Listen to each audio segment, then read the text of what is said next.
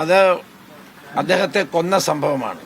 കാർണവരെ കൊന്ന സംഭവത്തിൽ, ആ കാർണവർ എന്ന് പറയുന്ന വ്യക്തിയെ കൊന്ന സന്ദർഭത്തിൽ അന്ന് വലിയ പ്രതിഷേധം ജനങ്ങളുടെ ഉണ്ടായതാണ്. കാർണവരെ കൊന്ന സംഭവത്തിൽ അദ്ദേഹത്തിന്റെ മരുമകളെയാണ് പോലീസ് അറസ്റ്റ് ചെയ്ത് കേസ് നടത്തി 3 ജീവപര്യന്തം നൽകിയത്. ആ 3 ജീവപര്യന്തം നൽകിയ കേസിലെ പ്രതിയെ വെറുതെ വിടാൻ വേണ്ടി ക്യാബിനറ്റ് തീരുമാനിച്ച് ഗവർണർക്ക് അയച്ചു എന്നുള്ളത് വളരെ ഗൗരവമായ വാർത്തയാണ്.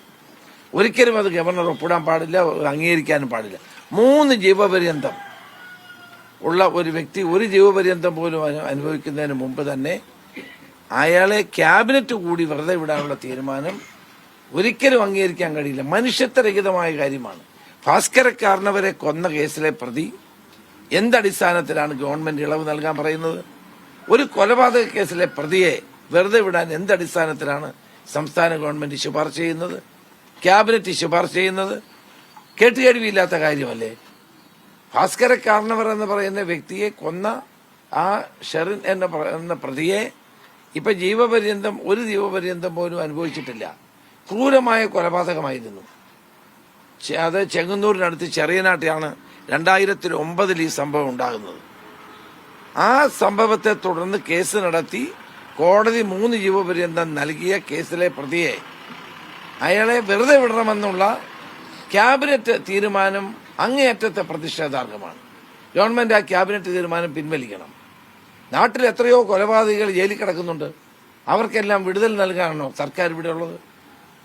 ഈ 3 അങ്ങനെയാണ് നാളെ ചെന്താമരയും കുറച്ച് കഴിഞ്ഞ് ഗവൺമെന്റ് ഇതുപോലെ ഇടപെട്ട് പിൻവലിക്കുമല്ലോ.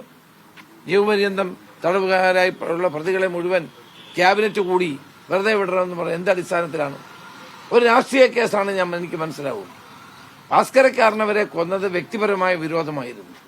2009 നടന്ന സംഭവമാണ്. ഞങ്ങളുടെയൊക്കെ വീടിനടുത്ത് നടന്നൊരു സംഭവമാണ്. ആ പ്രതിയെ ഒരു കാരണവുമില്ലാതെ ആരുടെ ശുപാർശയിലാണ് ഇത് ചെയ്തതെന്ന് മുഖ്യമന്ത്രി വ്യക്തമാക്കണം.